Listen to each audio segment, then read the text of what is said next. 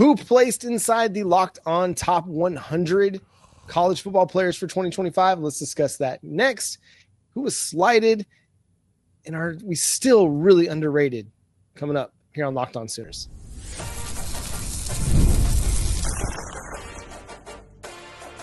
You are Locked On Sooners, your daily podcast on the Oklahoma Sooners. Part of the Locked On Podcast Network, your team every day. Thanks again for making Locked On Sooners your first listen every single day. Shout out to all the everydayers out there tuning in and subscribe to the show wherever you get your podcasts. We're part of the Locked On Podcast Network, your team every day. Locked On dropped their top 100 college football players for the 2025 season, and 3 Oklahoma Sooners made the list, Jay. You had at number 37, John Mateer. He was the 8th ranked quarterback on the list. At number 59, you had R. Mason Thomas. And at number 70, Jaydn Ott. What's the biggest surprise for you on that? John Mateer at number 8 at quarterback. Yeah, not having it. I'm not seeing it. It feels super low. Now, granted, I feel like this list was full of too many quarterbacks. Like we were talking about it on the squad show, and it just does feel like there was just too many quarterbacks that were listed just nationwide. Like I get that a lot of this is for potential and everything or whatnot, but we don't need. There's a lot of positions that probably should have got a little bit more recognition. Interior offensive line, probably maybe DTs, maybe safeties. A few more people should have gotten a little bit more recognition in comparison to all of these quarterbacks getting in here, but that's okay. I think it's fair that John Mateer was a top 10 quarterback. 8 still feels low, but whatever. At least he was top 40. And I think, or at least top 50, and I think that that's fair. Jaydn Ott being so low, though, come on now.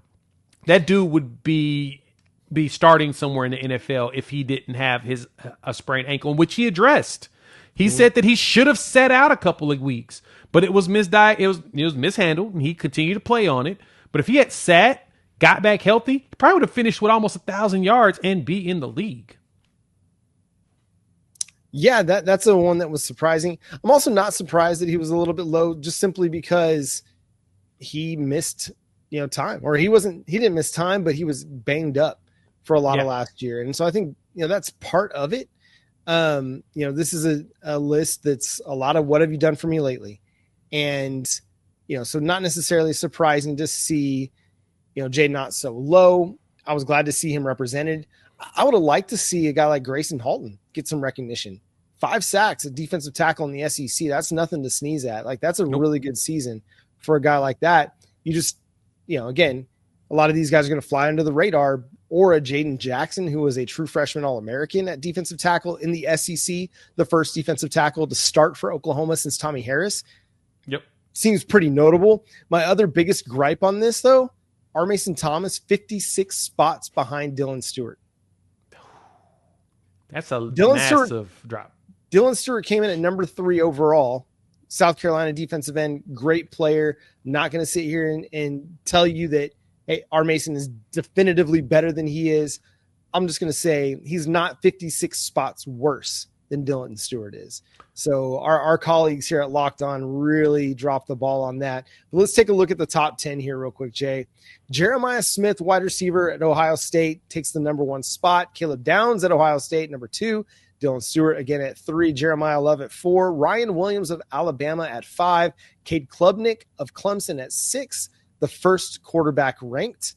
Anthony Hill, linebacker at Texas, number 7. The top linebacker on the board. And then Garrett Nussmeier from LSU, quarterback at number 8. Defensive end Colin Simmons, although they list him as a linebacker, really is an edge. And then Keldrick Falk, defensive lineman at Auburn, rounds out the top 10. Any big surprises to you on that list, Jay? Falk being so high and Peter Woods being lower, being at 11. Now, granted, I don't think it's that many spots. In comparison, top 15 is fine. I think that's kind of a safe area, but no. And I think the funny thing is that when you see Jeremiah Smith and Caleb Downs there, people actually think that Ohio State's going to be worse than they were last year. Now, I don't think they're going to be as great. Well, I don't think it's going to be as great, but to think that they're just going to get their tails kicked going into, the first game against Texas, and I'm just like, nah, they've got two of the best players in the country just right there. That right there tells you. And they returned a lot of their defensive players. So yeah, we can't overlook what they have and what they're able to do. But I thought it was pretty fair in the top 10. I thought the top 20 was actually pretty fair for the most part. I'm still a little baffled that John Mateer is the 8th ranked quarterback. Yeah, and so here are the quarterbacks that came in ahead of John Mateer. Again, Cade Klubnik at 6, Nussmeier at 8. You had Lenora Sellers at 13. No real problem with that. Then we're talking about Drew Aller at 20 and Sam Leavitt, or Leavitt. How do you pronounce it, Jay? Sam Leavitt. Thank you. I try to make that more complicated than it actually is all the time. I think it's because of all the Tagovailoas and Nico Yamaleavas. Yeah, get all them together, right? Leavitt more complicated than that. Trying to turn him into a Hawaiian or a Polynesian guy. My apologies, Sam Leavitt. So he comes in at number 21. And then DJ Lagway at 24. He's the 7th ranked quarterback. Or no, he was 6th, sorry. And then Arch Manning came in at number 31. 6 spots ahead of John Mateer. And listen, the Arch Manning thing is going to be what it's going to be. Everybody's going to have him ranked high on every list. He's going to be a Heisman contender from the jump. It's going to take a lot to knock him out of that simply because of all of the hype surrounding him. But listen, I don't think you can definitively say that Arch Manning's better than John Mateer or that DJ Lagway is better than John Mateer. I just think that John Mateer has proven more than those guys at this point. I can agree with you there. I mean, everybody's going to say what conference he played in, but I don't think that really matters.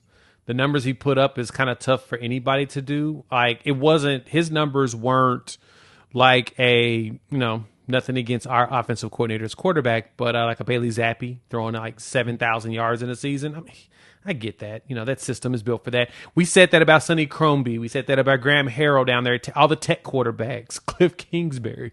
We said that about all the tech quarterbacks because that's just kind of how the system, was built for them to just chunk the ball nonstop.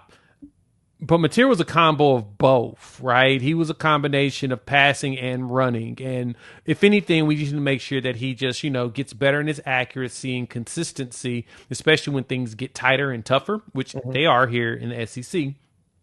But there's nothing about his game, especially playing against one of the best defenses in the conference, that shows us that he's not going to be able to adapt and be able to understand what to look out for. Yeah, go ahead. I would say the names ahead of him, I'm still. I think Arch is going to be good. I'm just going to say that. Let's leave it at that. I think he's going to be good. I think at the end of this season, you re-poll it, and I would not maybe have as much of an issue with it. But again, Arch Manning hasn't proven anything yet. Other than being a 5-star quarterback coming out of high school, he hasn't done anything. Not yet. Not yet. And that's fine. Like, DJ Lagway has had an okay start to his college career. Fine. But again, not definitively better players at this point in time.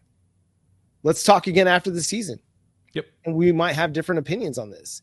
But right now, he's just not better. And that's okay. It's okay to say that. I don't think it's wrong to admit that Arch Manning has something to prove. I think that is a real. Remember, I got killed for hyping up Jackson Arnold all last year, right?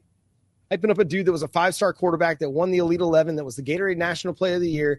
And I'm sitting here on this show talking about how he's going to be really, really good and could contend for the Heisman. And everybody's telling me, oh, that's crazy talk. You can't talk like that. Crazy talk. He hasn't done anything, but we're not going to apply the same logic to Arch. And it's just like, it's ridiculous for me to have questions or at least to ask him to prove it. I'm sorry I learned my lesson, and I'm sorry it applies to your quarterback, but this is where we are now. This is where we are in college football. And I just have a little bit more belief in John Mateer because I've seen him do something on the collegiate football field, not just against Mountain West competition, against Big 12 competition as well. So yeah. Anyway, enough about that. Any other names on this list kind of surprise you? Harold Perkins ranking all the way down at 100 kind of surprised me, of LSU, one of the better linebackers in college football. I feel like it's the questioning of his health. He is coming off an ACL tear as a very explosive player. I get it. You want to see what he looks like coming off of that, because that's more of a serious one. Like I say that about Ott, but with Harold Perkins, that was a serious one. You lose him for a full year, you have questions. But so I think that that's actually a fair spot. But, I mean, you know, for the most part, I think it's overall fair. Yeah, there's questions, but, you know, it'll be all right. Well, we got to prove them wrong. Let's do that. Yeah. Another name that I thought was interesting here, where was it? It was a guy ranked just a little bit behind R. Mason Thomas. Sorry, I had it in my brain, and then we kept talking, and then so I just completely blanked on it. In the 60s? Carson Beck. Oh, how the mighty have fallen. Like, that was a guy that going into last year, a lot of people were considering a potential first overall pick in the 2025 NFL draft. Has a big interception season for Georgia, transfers to Miami, and now he's like way down on the list. He ranks in the 60s. They're at number 63. Crazy. Just 7 spots ahead of Jaydn Ott. But yeah, like you said, that's kind of a wild one. Would not have expected that. Not gonna lie. No, and we'll have more to say maybe about this list as the next few weeks go along. There's going to be there's a great show covering the Locked On Top 100 that's going to drop in your feeds as well. So go check it out on the Locked On Network podcast channel. Subscribe to the show wherever you get your podcast here at Locked On Sooners, whether it's Amazon Prime Podcasts or Apple or Spotify, Google Play, wherever you like to listen to your podcasts. Go ahead and hit that subscribe button. Subscribe to the show on YouTube.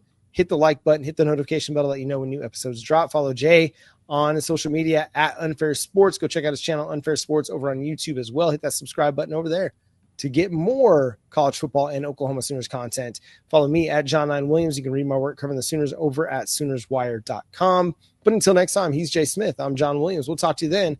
Boomer Sooner. We're going to have more than 3 top 100s, though, at the end of the year. Just believe that. Oh, for sure. Faux show.